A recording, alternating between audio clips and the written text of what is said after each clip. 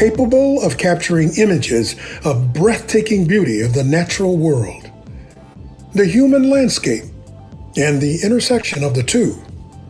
They're a game changer. Drones are just that, a game changer, an innovative invention, and a powerful video production tool. Yeah, the great thing about a drone is that it's like putting a miniature helicopter in the palm of your hand. Shots that were once impossible, impractical, or just too expensive are now easy to achieve.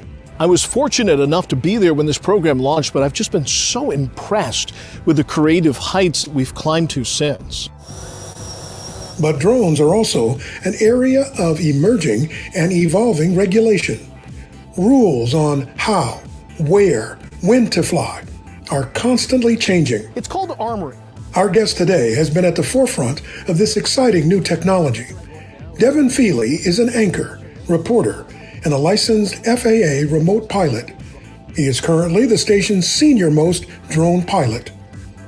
Since helping to launch KPIX's SKYDRONE 5 program in 2017, he's twice been awarded a regional Emmy for Best Photography and once for Best Writing. Hi, thanks for joining us today on What Works. I'm Steve Shlisky. I'm the past president of the National Academy of Television Arts and Science, San Francisco, Northern California chapter, and I'm currently serving as the Activities and Programs Chair. I'm super excited today to be joined by Devin Feely from KPIX 5 to talk about drones and how to use them as a creative storytelling tool. The video from the open to the show was amazing, and I want to jump right in. So, Devin? Yeah, thank you, Steve, for having me. This is kind of a seminar that we have talked about kind of having for a long time, and it's such an integral part of my reporting and storytelling, and I'm really, really excited to be here today. So, Devin, how long have you been flying drones? So I want to make an important distinction. I've been flying for probably about 6.5 years in total. Part of that time, I was just flying recreationally, just for fun, in essence. And for about 5.5 years, I've been doing it as a commercial pilot for the station. Well, that's an interesting distinction. What's the difference between flying for fun and flying for the station as a licensed pilot? Okay.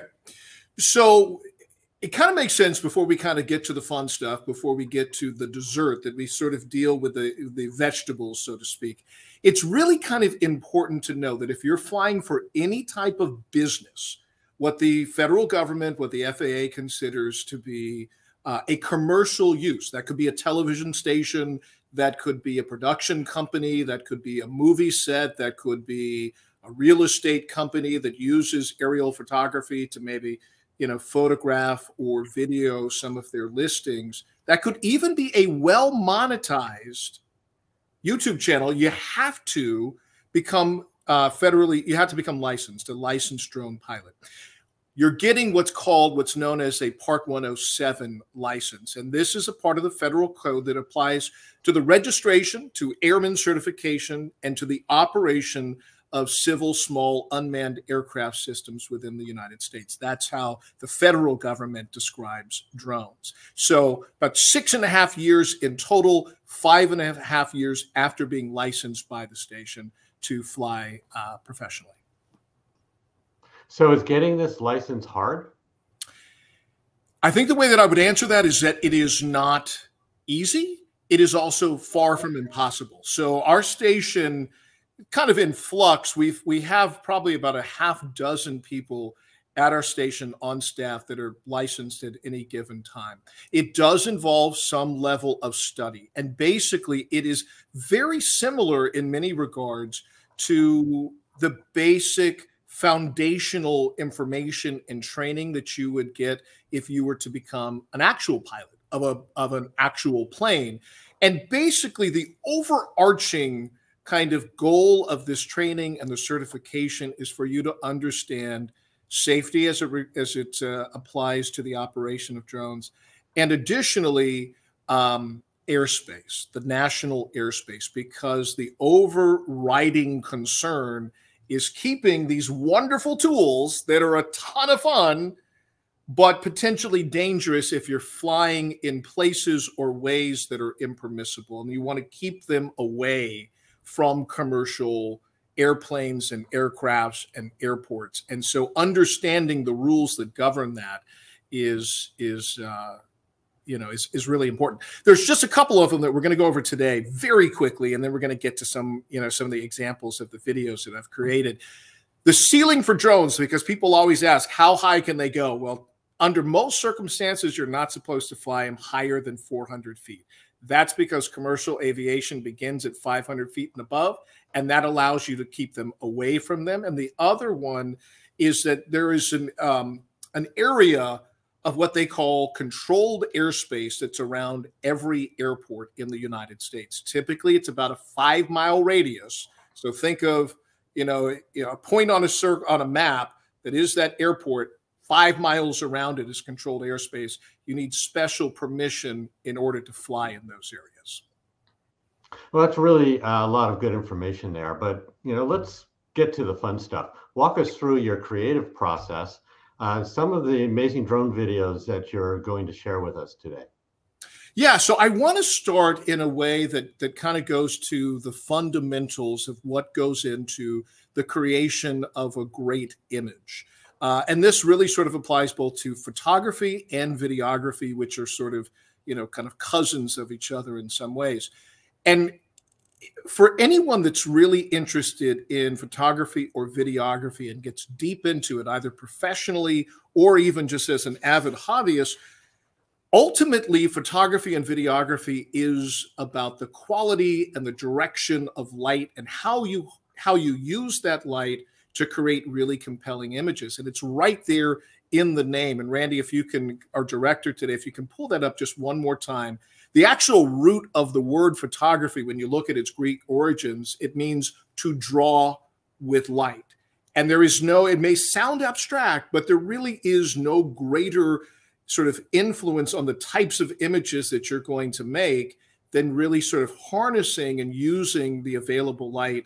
And also additionally, how you compose your shots. And because a drone moves, that's not something that's static. It's where it starts and also where it goes once you decide to fly it: forward, backward, right, left, up, and down. Well, that's enough of the professor stuff. Can you start giving us some examples? Yeah, absolutely. Let's go ahead and roll some video. I want to show you. I go ahead and unmute myself. This video is from a story that I did a few weeks ago.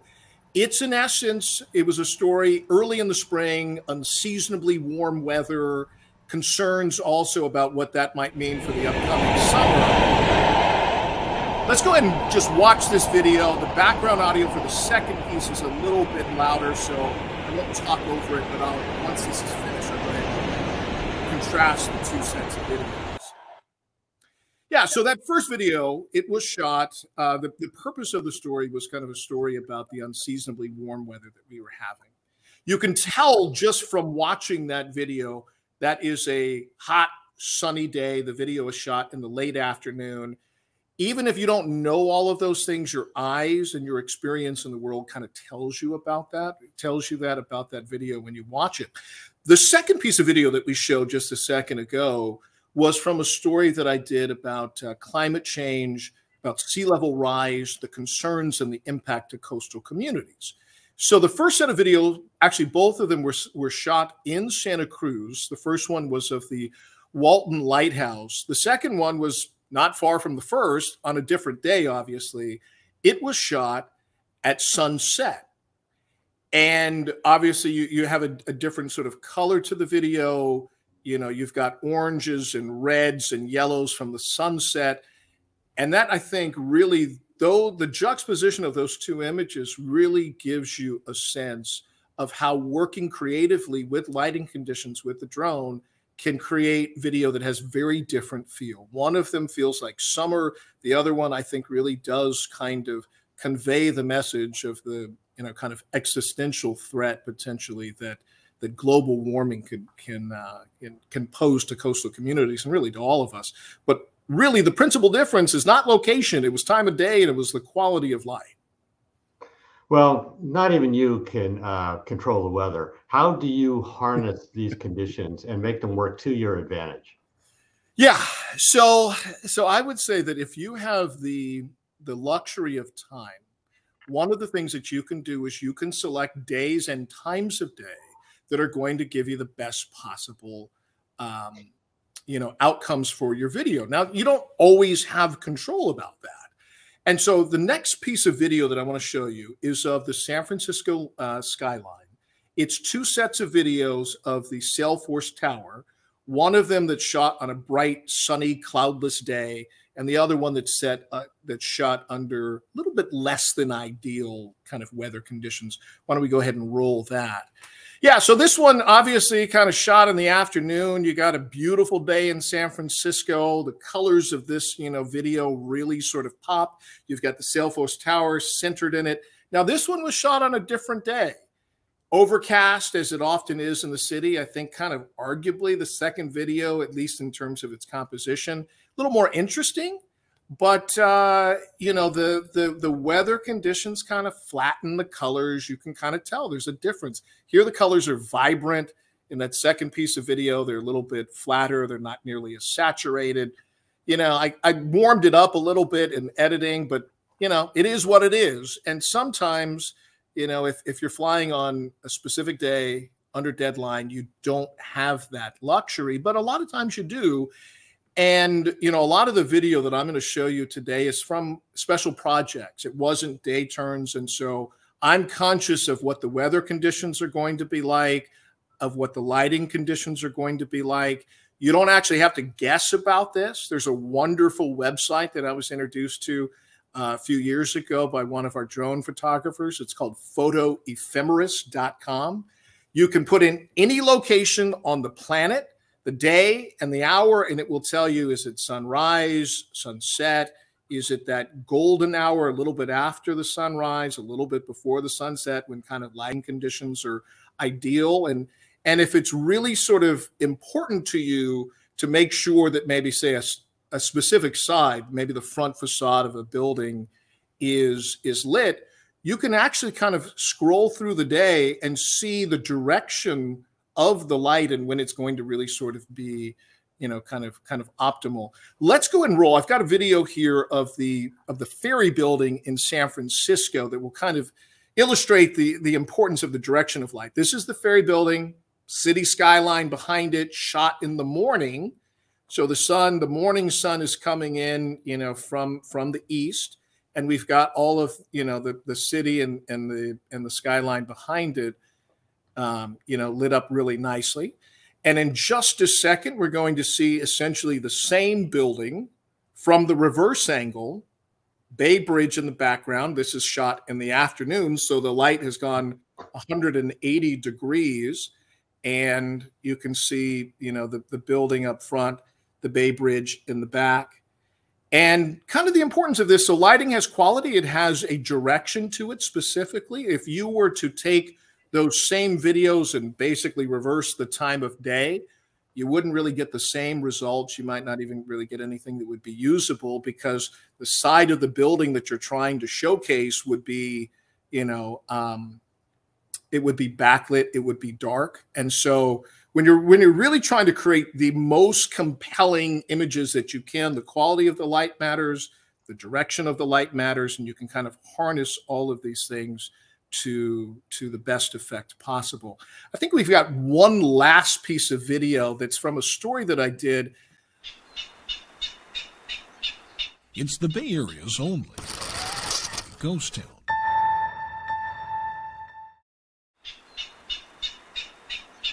In the dying light, what little is left of Drawbridge comes to life, painted in a palette of amber and bronze. Its weathered walls and rusted roofs now a canvas for trespassing graffiti artists eager to declare, I was there once. And that they share with the spirits of this place. And Drawbridge, Devin, KPIX 5. Yeah, so what I really like about that's the opening and the closing shot for a story that I did a special project on, an abandoned ghost town that's at the southernmost tip of the San Francisco Bay. And it really sort of brings all of these principles, you know, sort of into focus, because that's a story. The opening shot was shot in the morning so that I knew that I would get nice lighting coming in from that side. The closing shot was in the afternoon when the sun had shifted to shine on that one particular building. And, you know, you've got, especially for that closing shot, what you have is it begins with at least kind of a medium tight shot that slowly reverses itself and pulls up. It's a simple motion, you know, just kind of pulling the drone back and having it ascend at the same time. But I think it's really sort of effective in sort of taking the focus from that one building, that one lone sort of desolate building that's left out there, and just kind of showing the emptiness of the landscape as the marsh kind of reclaims that building. And I think it's just, you know, it brings all of that into it. It's the quality of the light that's almost at sunset. It's the direction of it. And it's the intentionality of how it's framed and the motion of the drone. I think, you know, all of those things in combination are what make those images, in my estimation, really effective. So I want to take this moment here. If you have any questions for Devin, please write them into the comment section. Those on YouTube and those on Facebook, there's a comment section, and you can comment or ask questions, and we'll get those to Devin as we go. And I guess obvious questions, and you must get this all the time. How high can they go, and how far can they go? Yeah, I get that question all the time. Now, I want to mention one other thing, Steve. The station was nice enough to give me a couple of these hats. So if anybody asks a question and then, you know, says they want one of the hats, can maybe give their email information, we can get these to them after the after this workshop is over. Yeah, I get asked all the time, how high can that go? How far can that go? Those are the questions that I get probably more than any other. And the way that I answer that question is, well, I said, well, it can go a lot higher than I'm actually allowed to go by the government. So like I mentioned before, the ceiling for a drone, and this is the drone that I fly here, is 400 feet under most circumstances, because basically you're trying to keep it out of the way of airplanes, helicopters, and things that might be in the airspace. It can go much higher.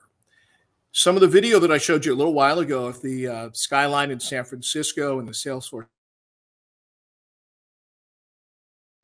the drone was higher than that, and that's because if you're flying around a building or a tower or something like that, you can fly an additional 400 feet above the tallest building. Now, in answer to the question of how far it can go, the answer is it can go a lot further than I would ever fly it, because it can go probably about 2 miles. But when I am flying the drone, I'm also simultaneously looking at a live camera feed from the camera that I can see, like in the iPad that I use to fly the drone that's connected to the controller. It can go 2 miles or more, but I'm going to lose that video signal well before it gets to 2 miles. And so whenever I begin to lose that video signal, that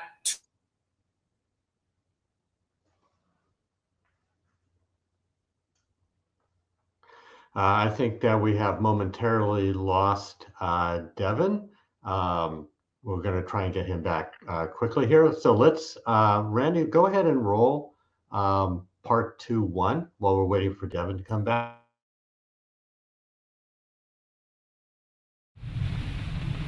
They would not say exactly why or how he started the fire, but from here the flames would radiate out, touching the lives of countless people who simply had the misfortune of being nearby. In the Santa Cruz Mountains, Devin Feely, KPIX 5.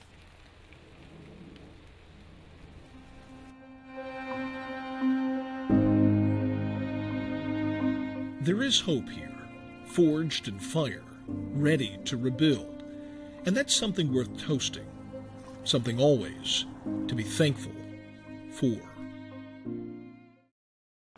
So Devin, we lost you momentarily there. We just went to the next video. Yeah, I saw that. So this segment, we're calling it we're borrowing a barbecue term. We're calling it low and slow. So there is an easy temptation with a drone. I think most people that buy a drone, whether it's for a business or just for their fun, first thing that they do once they set it up is just kind of pop it up in the air and see how high they can send it, and maybe swirl it around and make some videos. I think it's actually interesting. I mean, that might be the most effective way to use your drone for any given application, to basically kind of use it like a station would use its helicopter. But it's pretty versatile, and there's some other ways that you can use it that I think are equally, if not more effective. And so sometimes flying it much closer to the ground can be really interesting. It can give you, kind of a unique perspective by flying it in that way. The two examples that you just showed, the first one was from a story about an arson fire in the Santa Cruz Mountains and the aftermath of that. That fire started on a property that had dozens and dozens and dozens of these older model cars that were stored there. I'm not even really sure exactly why, but most of them just kind of burnt up in the fire itself. And so I was able to hike up onto this property. And, in that video, I would say if the drone is any more than 5 feet off the ground, that's probably about as high as it was, because it's just skimming right over the tops of those cars. And because of just kind of the way that it's set up, plus the gimbal, which stabilizes the camera, it's really buttery smooth. And I think it looks super cool, just kind of going over, the tops of those burnt out cars and just kind of revealing the devastation from that fire. The second story was shot at a winery in the North Bay. It was a winery that was destroyed, or the tasting room of the winery was destroyed in a recent fire. One of the things that survived that fire was this really cool sculpture that they had of a wild boar. I think they had came up with some kind of colorful nickname for it. They called it Lord Snort. And so we got some material in there that we could salvage to put into a sculpture.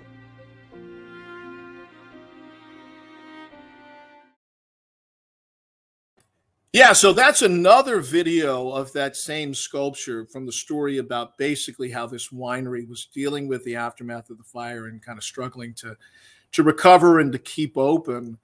And so you can see all of just the destruction from that fire that hadn't been cleaned out yet. I want to say something about that second video. I mean, it kind of circles back to our first topic. So because this was a special project, I was, kind of picking and choosing the days that I went up there to shoot. I had looked at both the weather conditions and also that website that I mentioned before, Photo Ephemeris, to try and figure out the most optimal times to be out there to shoot. But, Mother Nature and the weather doesn't always cooperate with you. So for part of the day, it was bright and sunny. In the afternoon, and I needed the sun from the afternoon to shift to the backside of that winery. By the time it did that, the clouds had kind of rolled in.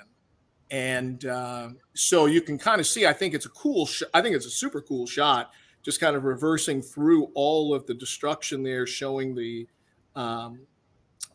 sculpture in the background. But I would have liked the weather conditions and the lighting conditions to be a little bit different, a little bit better. I actually tried to go up a second day. And this just speaks to me. I'm kind of obsessive and a perfectionist. So I went up a second day to try and recreate that shot, but you can't always get it exactly right. And ultimately in the end, I was like, well, no, this one's good. It just is what it is. It was shot on an overcast day, and there's just nothing to be done with that. And so that's the one that I used. But yeah, no, I mean, I think it is very tempting to send a drone as high as you possibly can and fly it from 300 or 400 feet up. But I challenge people to also think about other ways and think about sometimes flying closer to the ground and the perspective that can get you. I want to show you one more piece of video on this segment, low and slow. We'll watch it, I'll tell you something about it, and then we'll watch it again. It's of the San Jose City Hall and a sculpture that they have down there.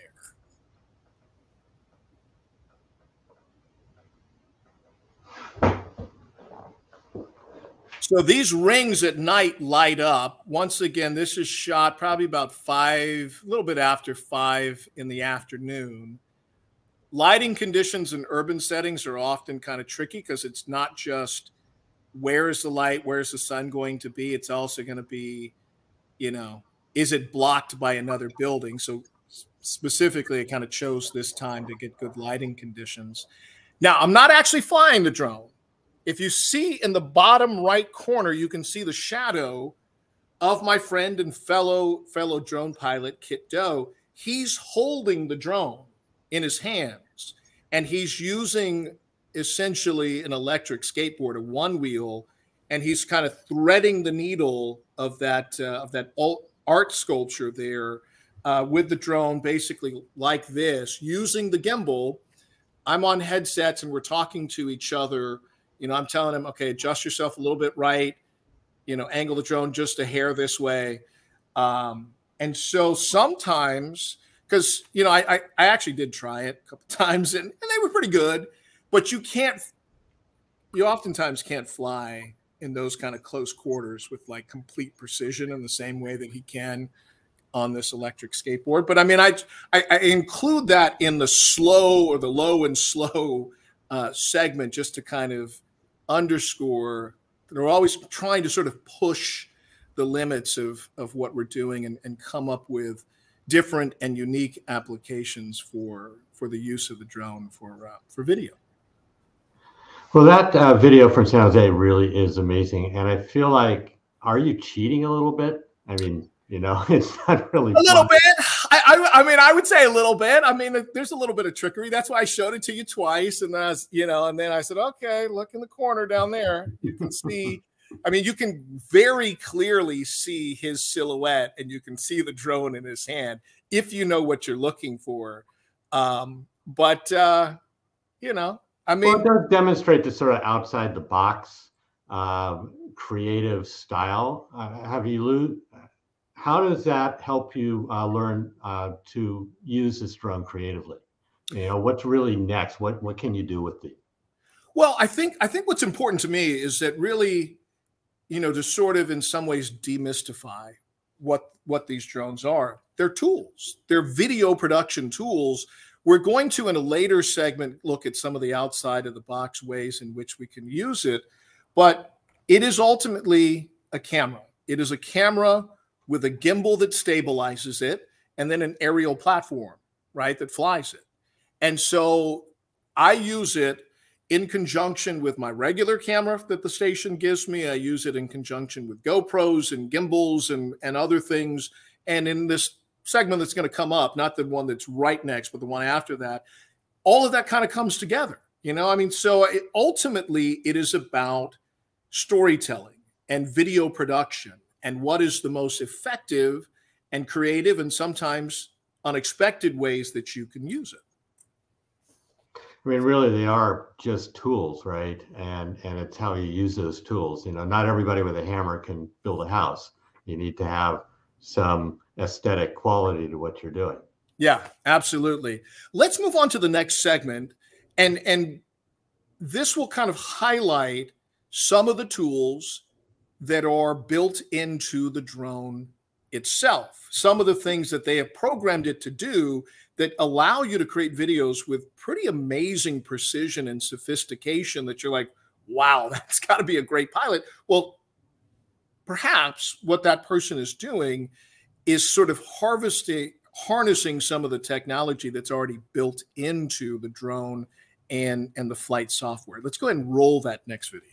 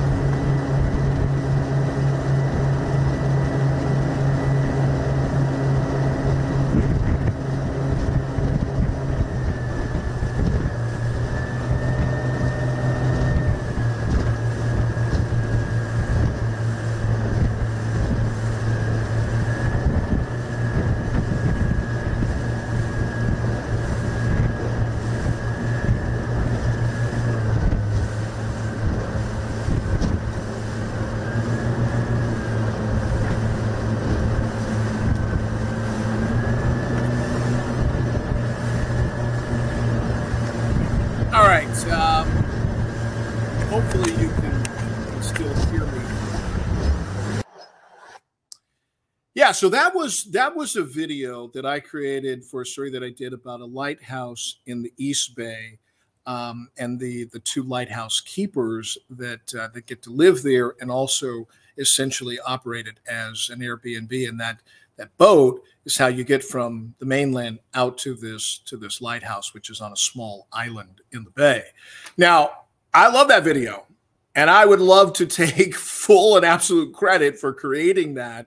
I mean, I think it looks like it could be something that's an intro to, you know, some kind of a movie or something in terms of just how well the drone follows and captures, you know, that boat as it speeds, you know, in the harbor there. But full disclosure, as much as I'd like to take 100% of the credit for that, I am utilizing one of the intelligent features of the drone. All the pilots at our station, we fly with DJI Phantom 4 Pros, and they have an intelligent feature that they call active track.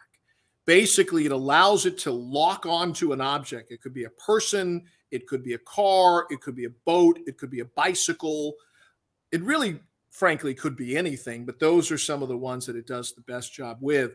And it locks onto it, and then as it moves, it follows it. It's actively tracking it. Now, I still have some control. I'm still controlling in some of the other videos that I'm going to show you. I'll kind of show you how I'm still sort of controlling the drone so that that I have control over how the shot is ultimately framed. But those intelligent flight functions really do a lot of the heavy lifting. Now, I've done some video on a boat before I realized that flight feature was a thing. So I'm going to do something today that I really don't typically do, which is show you some of my raw video that honestly is not so great, that does not utilize that technology because quite frankly, I didn't know about it. I didn't know how to use it at that point. But it's me trying to do essentially the same thing, which is follow a boat, this time in the harbor down in Santa Barbara. So let's go ahead and roll that video and just kind of watch for a second. I think I can talk over this because there's no background audio. So this was for a story that I was doing about the principle of the coast and the beach and everyone in the general public having access to it. And it was in the context of a beach that, because it was surrounded by private property, had essentially become sort of a private beach for very, very, very wealthy homeowners in that area. And the Coastal Commission had been fighting this legal battle with the homeowners to give the public access to the beach for a long time, unsuccessfully. And then finally they said, well, if you can take a boat or a kayak out there, then you can use the beach. And so we actually kayaked out to the beach to demonstrate why that just really was a ridiculous and unworkable way of going about this. But you can see I'm trying to kind of center that boat up. I'm trying to follow it. You know, it starts and it stops. It's not smooth. It's what I call herky-jerky, you know. And so ultimately, you know, you can do it, but it's just challenging. It's just not as smooth. You might as well, if they've come up with a technology that helps you do it, you might as well utilize that, and the results that you get will be much, much better. So let's go ahead. I think let's roll the next.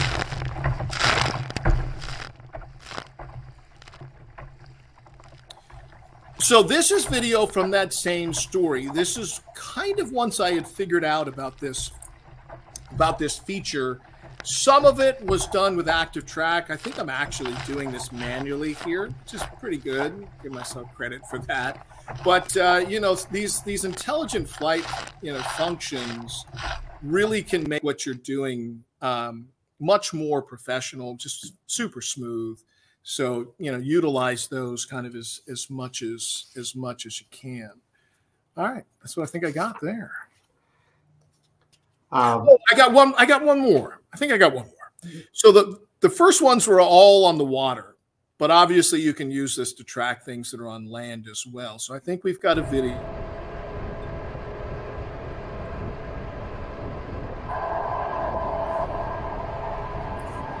Yeah, this was from a story that I did just in the past year. It was a story about the Central Valley and the Central Valley's bullfighting and bull grabbing tradition, and about how there was a family and a family farm that was really sort of central to that tradition. This is same flight.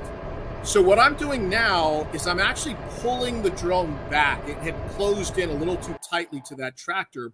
As I pull it back, what it forces it to do is kind of tilt the camera up so that I see a little bit more of the horizon and the surrounding area. So, you know, it's kind of a combination of things. You're both allowing this amazing technology to do what it does, which is follow it, but you kind of have to understand how all these things work together. And so you still can retain some control. You can move the drone backwards or move it forwards a little bit. It will adjust the camera naturally to kind of keep that object in the center of frame. And so it's kind of a combination of it's doing its thing, and I know how it's going to react to something that I do. And so there's kind of an interplay between both of those things. All right. So I think we have a taker for one of your hats here. Susan Bradley asks, have you ever lost a drone? Yes, I have. I've lost. Okay. Definition of lost. I mean, like never got it back. No, crashed it to the point where it was then inoperable. Yes. Sadly, I think you learn some things from when you lose it, from when you crash it. I'll tell you a story really quickly. The time or the flight that essentially destroyed my drone. I was shooting a reservoir in the South Bay. I had started at the base of the reservoir. It wasn't a big reservoir. And I was trying to basically have it ascend, just kind of climb up, from the outside of the dam to reveal the reservoir. Well, in that area, there were nesting geese. And I've had birds, in particular seagulls in Santa Cruz, attack and chase the drone, but they just sort of harass it. They've never, fingers crossed, knock on wood, they've never actually made contact with it. The geese, they were not so restrained. So I'm flying it up, trying to rise it above this reservoir. Maybe I got a little too close, maybe to nests. It's probably my guess. It's probably a maternal or parental instinct that kicked in. Well, I'm watching I'm not even really watching the drone. I'm watching the monitor in my controller, and I see the goose. I see its beak coming straight at the drone, and it knocks it out of the air. It didn't fall far, but it fell on its back like a turtle on the back of its shell in some shallow water. Water and electronics don't really mix. That was enough to basically kind of damage some of the equipment. It would fly later, but I don't think the camera ever really worked the same. I was able to retrieve it, so I didn't lose it, but that definitely damaged it. So one of our fellow drone pilots, Kito, early on, probably within the first year of when we launched the program, he was flying down in Big Sur. He was flying at a bridge that had been washed out in the torrential rains, I think, that we got in 2017. The weather conditions changed on him very quickly, and he was caught in a downpour.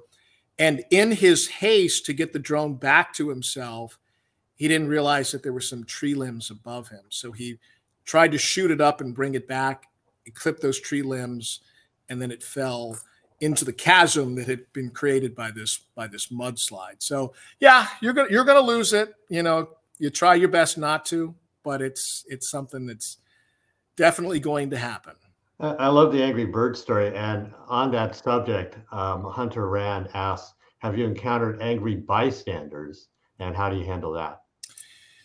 Yeah, I would say that drones are something where people either love them and are really curious about them, and like, hey, that's really cool. Can I see what what you're seeing? Conversely, there's the other half of the population, feels like they're an annoyance, or feels like they are intrusive or invasive in some way. So the buzzing, you know, I think bothers some people. And so I think you have to be sensitive to that. I think if you explain to them that you're for a TV station, at least in my instance, that I'm there for a TV station and that I'm, you know, gathering video for a story that I'm working on, sometimes that explanation is enough to kind of, you know, smooth out somebody's frustration. There's also generally kind of a misunderstanding of airspace and where you're allowed to fly. In that story that I told you about earlier, that was about global warming and rising sea levels, I was getting some video of homes that were right there along the coast. And there was one homeowner that was really, really angry and felt like I didn't have the right to fly there. And I tried to basically explain to him that property rights were different than airspace, and that I could fly in an area that was close to his home, that what, you know, was not actually a violation. I think that person threatened to call the police on me. You know, I think you just have to maintain your calm. I kind of calmly told him, I said, look, I'm trying to sort of explain to you the rules, the actual law. It's probably what you're going to hear from the police if you call them and they come out here. You know, I can't control that. If that's what you're going to do, that's what you're going to do. You know, I'm trying to, you know, sort of find the balance. You know, and honestly, I had stopped the drone over the sidewalk, so I never actually, even though I could, I didn't cross over into his property, just because, you know, people not necessarily understanding what my rights and their rights are doesn't mean that it's not going to kind of upset them. So you kind of have to just be cool, be calm, try to educate them if they're willing to listen to you, and just understand too that, especially like in a place of scenic beauty, you know, like the coast, like the ocean, you know, that people might be annoyed that you're buzzing the drone around there. So, you know, you have to be sensitive to that as well and sort of find that balance. Hey, well, I want to thank Susan and Hunter for their questions. And there's still time to ask some questions, and we have one hat left. But I'd like to get on to our last two topics before we end here. So one of the things I've been most impressed with is the creativity of your work, and it's an evolution. It feels like you're continually looking for new and unexpected applications of drone videography. Yeah, absolutely. I mean, I think that you know, you don't want to repeat yourself. If you think of yourself kind of as a storyteller and an artist, you don't want to just, you know, do the same thing that you've done before. And so you want to use the drone and whatever other, you know, cameras and videography equipment that you're using in service of the story itself. And one of the things that I've really kind of prided myself on, that's become a little bit of a signature in some of my in-depth feature storytelling, is the use of not only the drone in a unique and creative way, but multiple other cameras sort of simultaneously, that I then have, you know, a lot of material to use to combine in editing. So I'm going to show you a video here in just a second. I'll set it up first. It's a story that I did a few years ago before the pandemic. It was about a Mexican folkloric dance troupe in San Jose. And kind of the twist to the story was that most of the members of this dance troupe were from the LGBTQ community. And in the performance of their routines, they would bend and sometimes just kind of throw out the traditional gender roles that you would sort of expect in something like this. Sometimes the men would dance the women's parts and vice versa. They would swap costumes. I mean, it was really kind of visual and interesting and colorful. And this is from the opening segment to that story.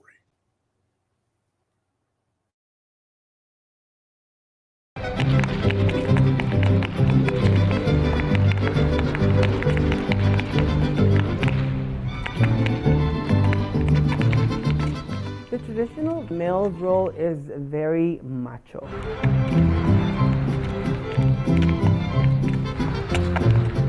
the women portray exactly the opposite, a very submissive role. There are very, very few strong roles. Yeah, what I love about that story is that, I mean, it was an interesting story just on its own merits, but folkloric dance is very, very visual. You could see that the costumes that are worn there are really, really, really, really colorful. That was shot in the courtyard of the Mexican Heritage Plaza down in San Jose. And it was shot basically on around noon, I believe is generally when it was shot.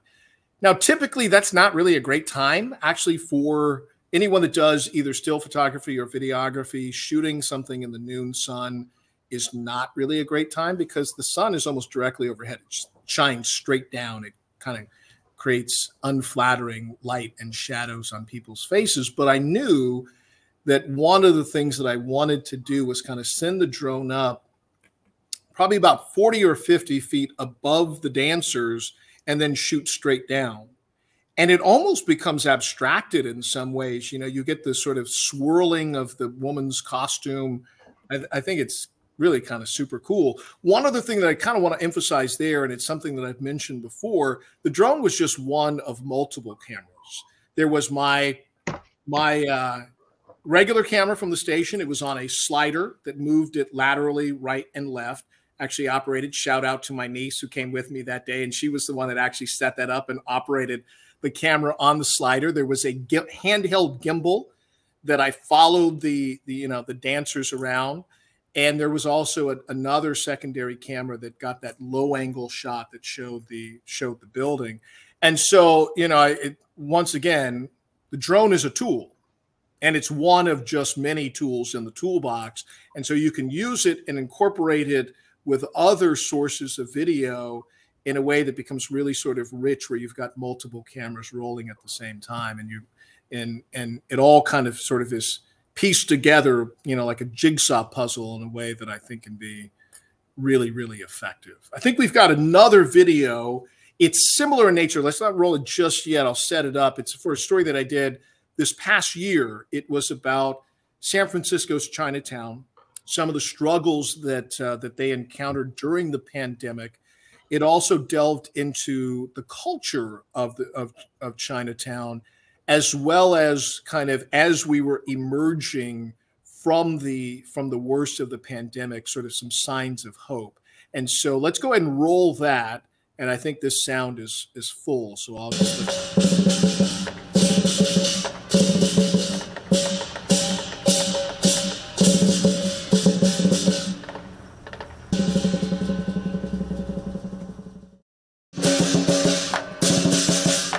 tradition, every lion costume has a mirror embedded in the forehead. According to legend, the monster was ultimately defeated when it saw its own reflection and was scared off. Yeah, so that was two dance sequences. One that was at the very beginning of the story, one that came in the latter part of that story, very close to the end. And just, you know, like in the folkloric dance sequence, it's the drone used in a couple of kind of different ways. It's a GoPro. It's, once again, a camera on a slider. It's a jib. It was a couple of GoPros on monopods. I mean, there was an insane amount of camera equipment that was all sort of recording that same action to get the different angles so that I could put it all together in the editing of the story. So I want to get to another question here, and again, it's from Susan Bradley, who is a fledgling drone pilot. She has a drone of her own, and she asks, do you have suggestions for beginners? Yeah. So when I told you at the outset that I had been flying for 6+ years and then about 5.5 for the station, so I bought, along with my friend and fellow drone pilot Kit Doe, we bought a drone together for Christmas of 2016. We had very indulgent wives who let that be our joint Christmas gift to each other. We didn't actually start flying for the station for another year because it took some time to get licensed. It took some time for the station's program to kind of get up and running. And I really think that kind of the magic and the practical value of that was that for a whole year, we were flying a drone, but we weren't doing it for the purpose of putting something on television. And what that allowed me to do was really sort of master how to fly, right? I mean, like the first thing that you want to do is you just want to master how to fly in terms of, okay, I know how to launch it. If I want to send it forward, I know how to send it that way. If I want to bring it back, I can do that. If I want to go forward and make it curve to the left, I can do that. I can send it up. I can send it down. I can do all of those things reliably and comfortably.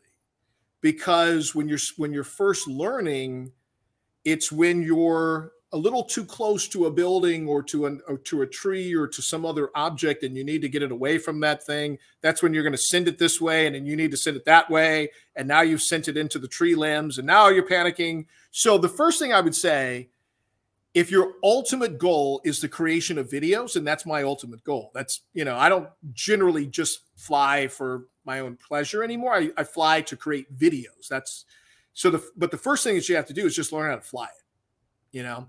And then what I would say is, like I said, kind of once you're thinking about using it to create videos, then you begin to look at, okay, what are the lighting conditions? I personally, you can leave it set on auto and then it sort of picks everything for you. It you know, adjusts the color temperature and the exposure and, you know, all of these other things. I do everything in manual so that I've got control over how that picture looks. I think that's an important thing.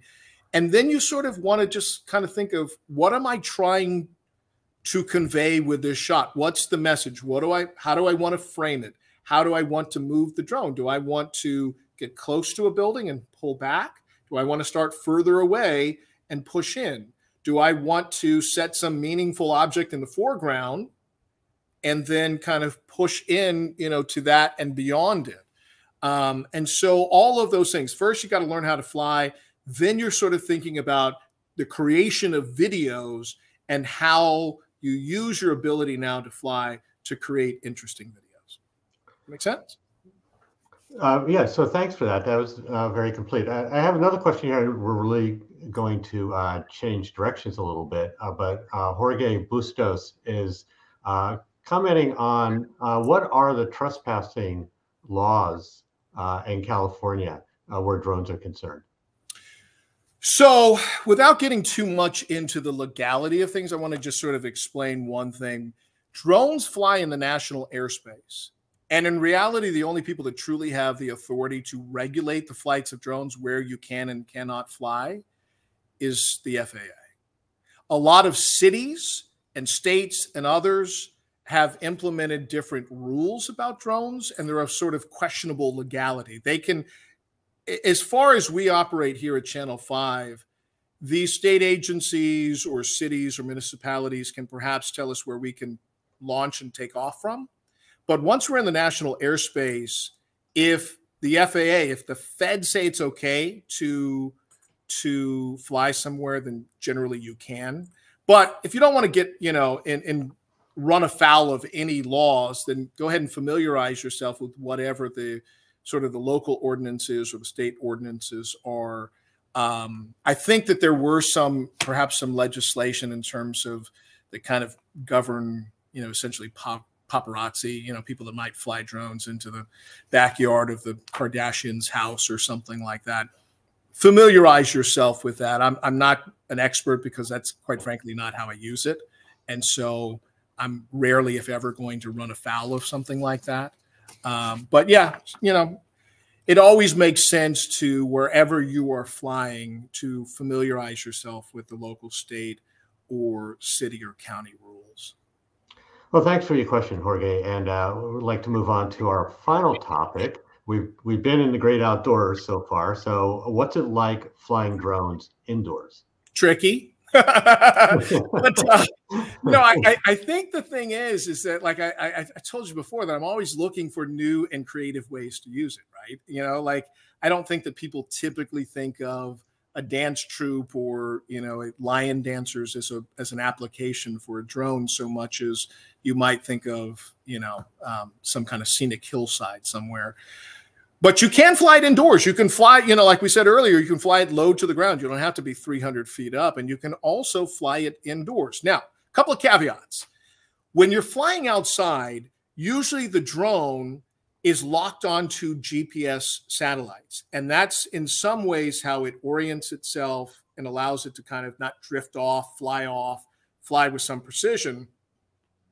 Generally speaking, inside of a building, the building is going to block the drone's ability to lock onto those GPS satellites. So you're going to basically have to pilot it yourself. One of the things, and I will, before we roll the video, there's another intelligent flight feature that's called tripod mode. It's really not that much to it. It just kind of throttles the drone. It slows it down. And I think indoors, the recommendation has always been to fly it in tripod mode if you're using, you know, like we do, a DJI, because it slows it down, and it means that there's less of a hazard of you're going to make a sudden movement and it's going to speed off, you know, to the right or to the left and crash into something. Let me set up this next video. Is for a story that I did in the earliest days of the pandemic. It was essentially about a church community that was shuttered and suddenly had to find a way to connect to parishioners when they couldn't come to the church in person. It was shot at a church in San Jose, Five Wounds Church, which I think arguably or inarguably is one of the most beautiful churches in the South Bay. The architecture is amazing.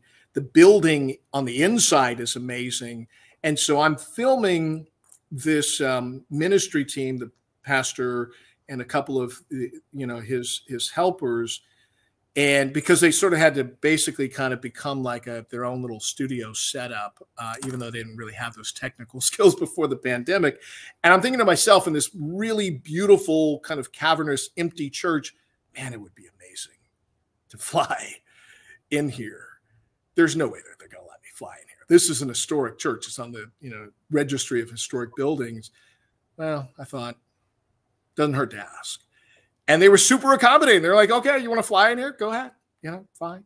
So after the mass, for a couple of times, I would just fly inside the church. And I think the results are pretty cool. Let's go ahead and roll that video.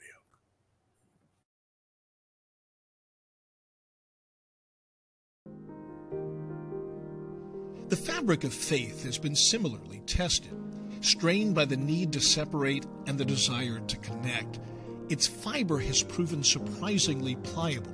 Like many places of worship, the daily Mass at Five Wounds has provided comfort to a virtual community of believers, far beyond the welcoming walls of this largely empty church.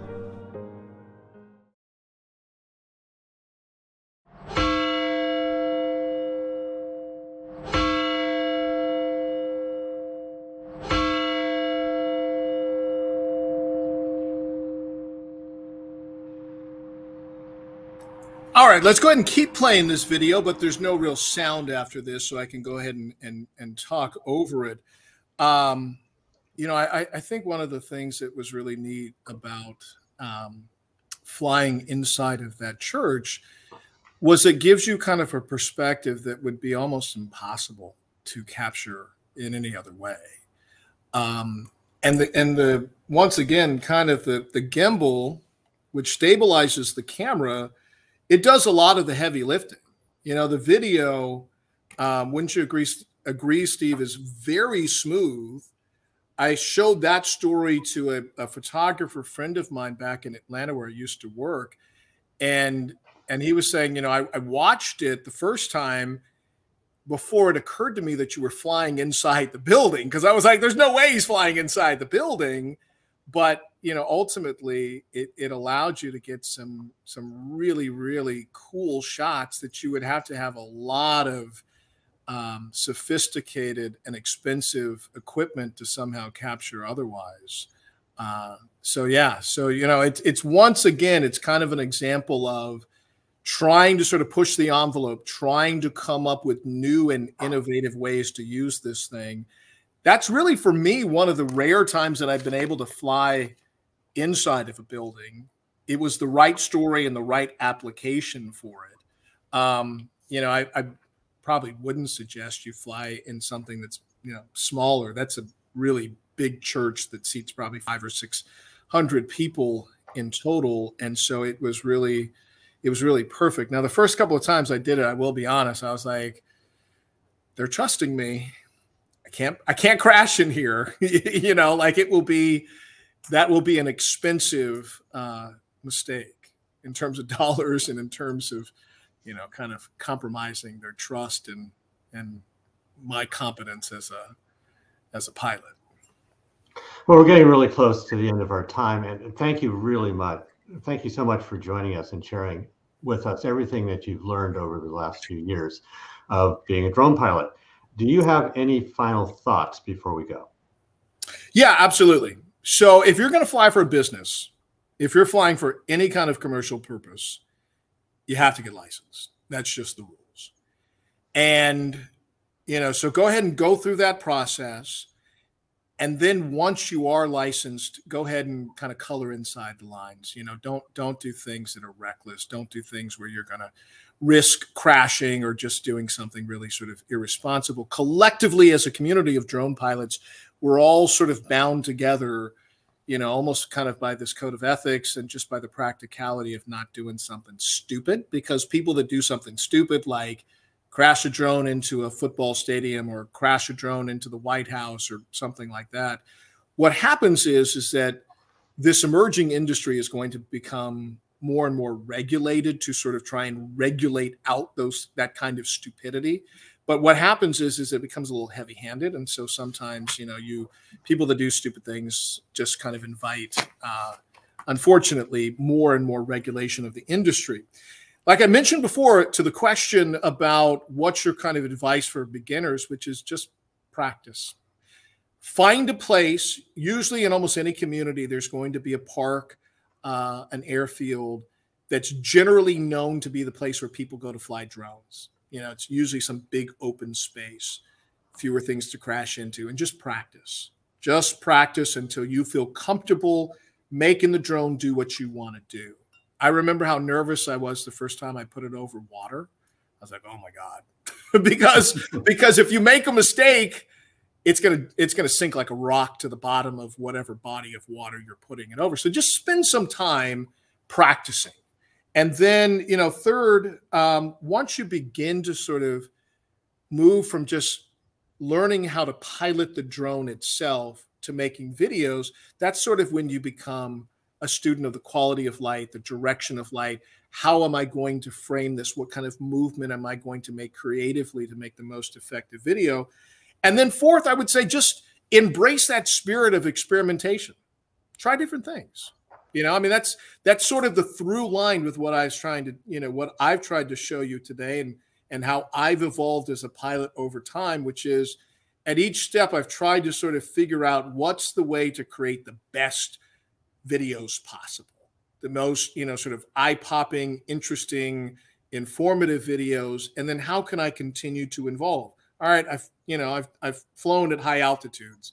Well, let's bring it low and see what that perspective is. Let's master some of those intelligent flight modes, so you get those, you know, crazy shots of tracking the boat.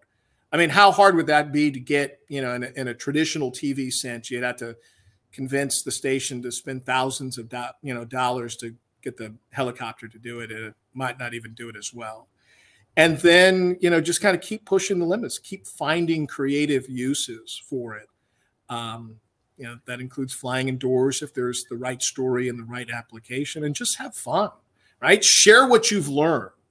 That's kind of why I was so excited to be invited to do this today, is because, you know, it gave me an opportunity to curate, to go back and look through 5 and 6 years worth of videos that I've created, which is a really cool process. And it, you know, kind of reminded me of how I've evolved as a pilot over time.